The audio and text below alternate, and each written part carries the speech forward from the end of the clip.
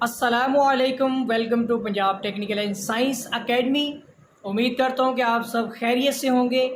मैं हूँ आपका इंस्ट्रक्टर मोहम्मद बिन जमील। हम डिप्लोमा विद एसोसिएट इंजीनियरिंग के मुतालिक डिस्कस कर रहे थे, तो चलिए आज का लेक्चर स्टार्ट करते हैं।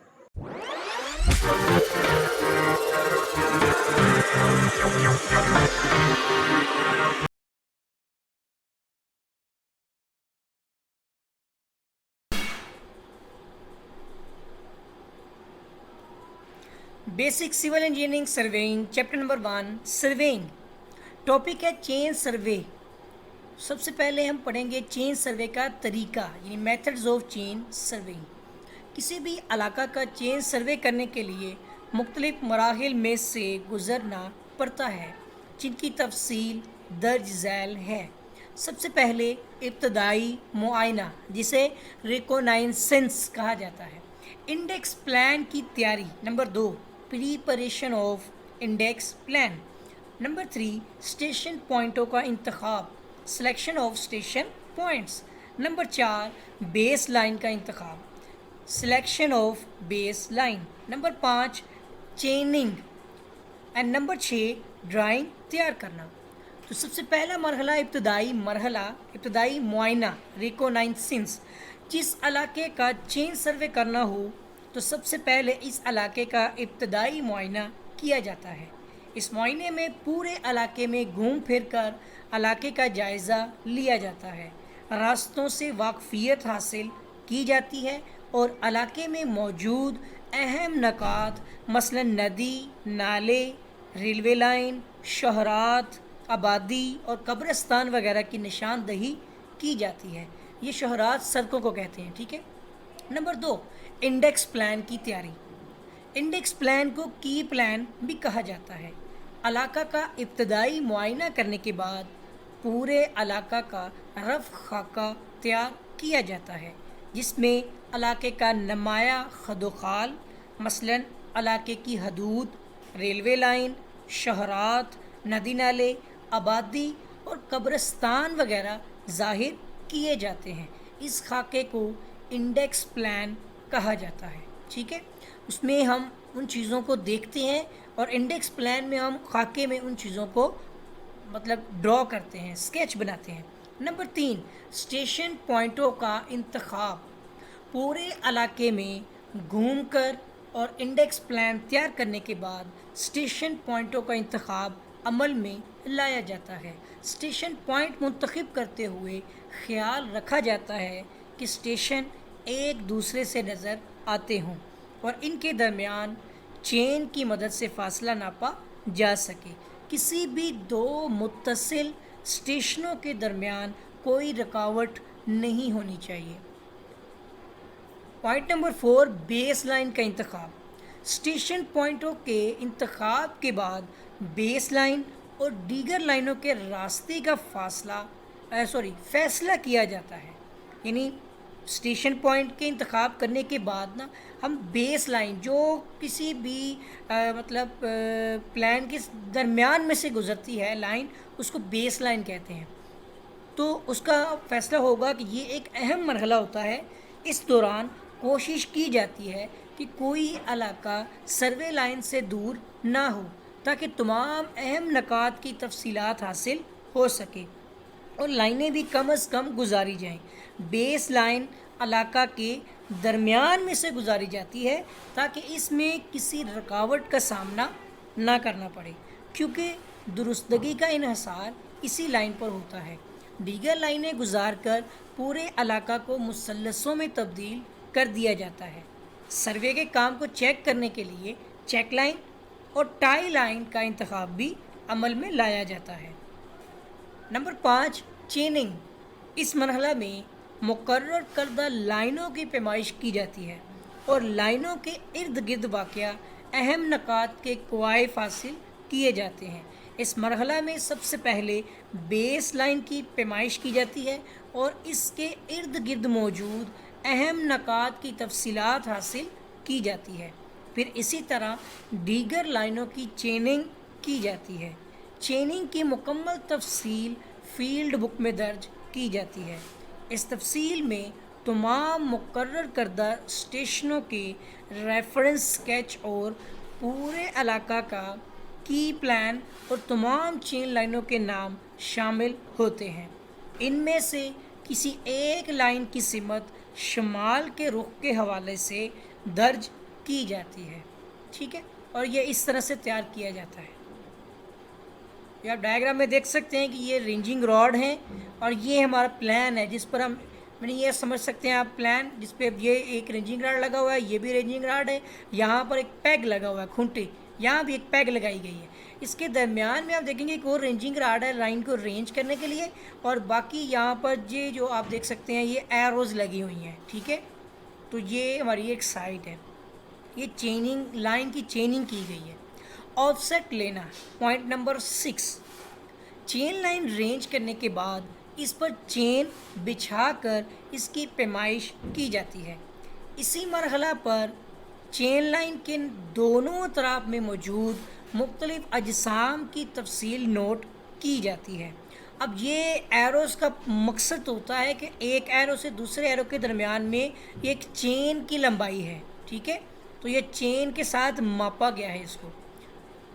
ठीक हो गया, इसीलिए चेन लाइन से मुतल्लिका ऑब्जेक्ट तक ऑफसेट लिए जाते हैं। ऑफसेट अमूदी भी हो सकता है और तिरछा भी हो सकता है। अमूदी ऑफसेट तादाद में एक ही काफ़ी होता है, जबकि तिरछे ऑफसेट एक ऑब्जेक्ट के लिए कम अज़ कम 2 लिए जाते हैं।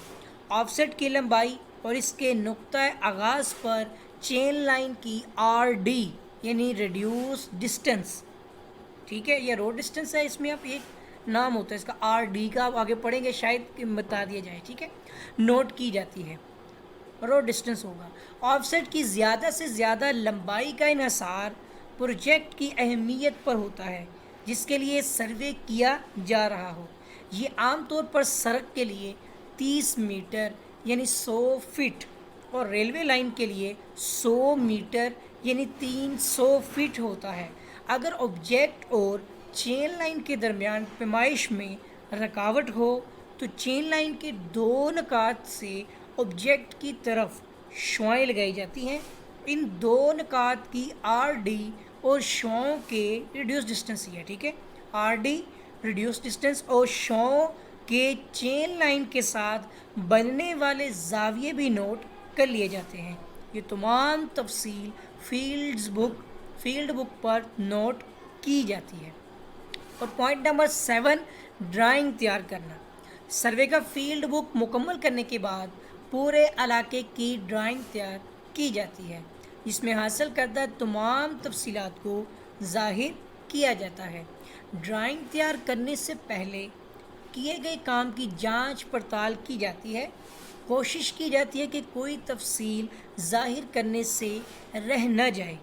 ड्राइंग तैयार करने के लिए सबसे पहले इलाके का साइज़ और ड्राइंग शीट के साइज़ के मुताबिक स्केल मुंतखब की जाती है। फिर इस स्केल के मुताबिक खाका तैयार किया जाता है और फिर इसमें तमाम तफसीलात ज़ाहिर की जाती हैं। ये तमाम तफसीलात को मुकर्रर करदा निशानात की मदद से ज़ाहिर किया जाता है।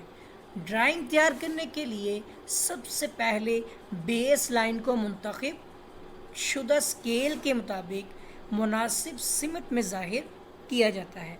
इसके बाद दीगर लाइनें मुसल्लसें बनाते हुए ड्राइंग शीट पर ज़ाहिर की जाती हैं। तमाम लाइनें ज़ाहिर करने के बाद अगर कोई गलती नज़र आए तो इसे दूर किया जाता है। इसके बाद फील्ड बुक में दर्ज किए गए क्वाइफ को हर लाइन के दाएं और बाएं तरफ स्केल के मुताबिक ज़ाहिर कर दिया जाता है।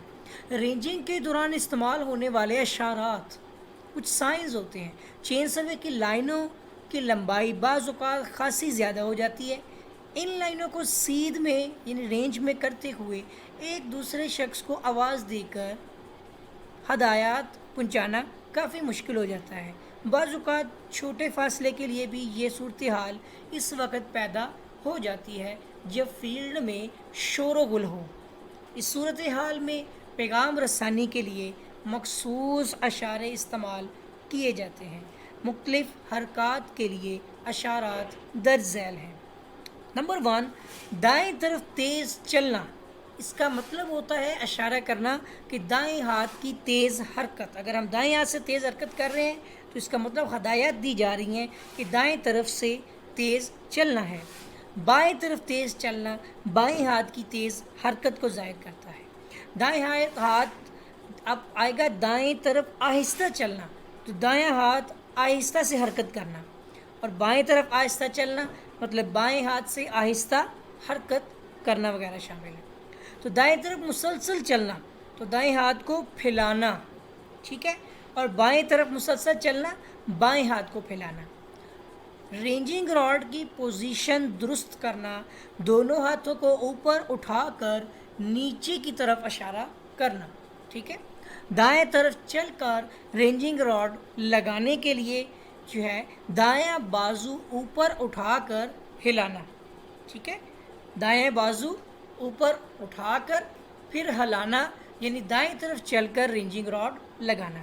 اور بائیں طرف چل کر رینجنگ راڈ لگانا ہے تو بائیں بازو کو اوپر اٹھا کر حرکت دینا یعنی ہلانا. رینجنگ راڈ عمودی حالت میں لانے کے لیے بازو کو کندھے تک اٹھا کر آہستہ آہستہ ہلانا، ٹھیک ہے.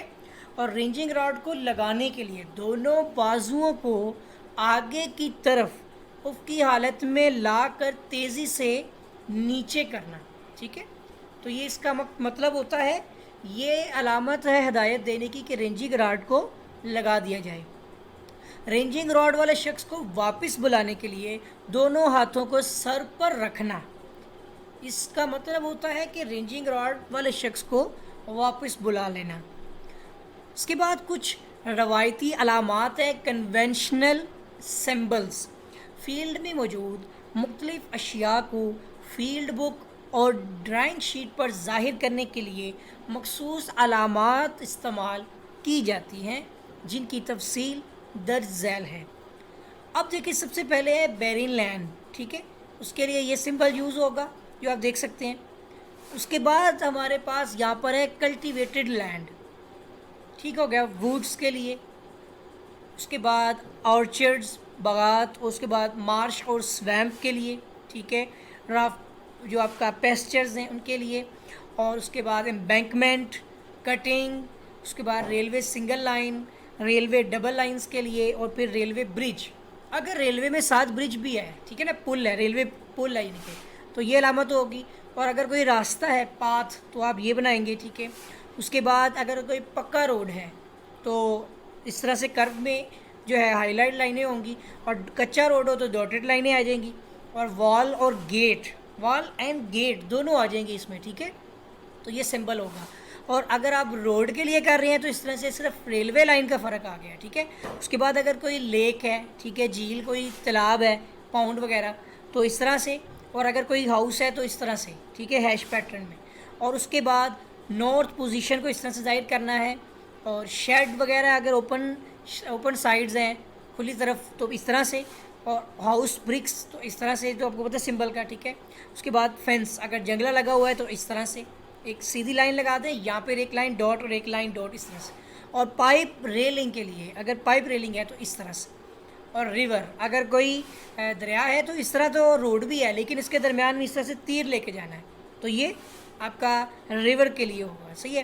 اس کے بعد ہیج، ہیگ پتہ نہیں لکھا ہوا یہ، ٹھیک ہے، ہیج ہوگا، ٹھیک ہے. اس کے بعد کینال ہے، یہ نہروں کے لیے ہوگا ود لاک. اس کے بعد باؤنڈریز کے لیے یہ علامتیں یوز ہوں گی. ڈاٹڈ میں یہ 3-4 بنائی ہوئی ہیں یہاں پہ، ٹھیک ہو گیا. تو یہ آج کے جو ہمارا ٹاپک تھا، امید کرتا ہوں کہ آپ کو سمجھ آ گیا ہوگا. تو امید کرتا ہوں کہ آپ کو ویڈیو اچھی لگی ہوگی، اور اگر ابھی تک آپ نے میرا چینل سبسکرائب نہیں کیا ہے تو چینل کو سبسکرائب کر لیں اور بیل آئیکن پر کلک کر لیں تاکہ آپ کو نئی ویڈیوز، نئی اپڈیٹس جو ہیں وہ بر وقت اور بآسانی ملتی رہیں. آپ کے ساتھ پھر ملاقات ہوگی ایک نئی ویڈیو میں ایک نئے لیکچر کے ساتھ. تب تک کے لیے اللہ حافظ.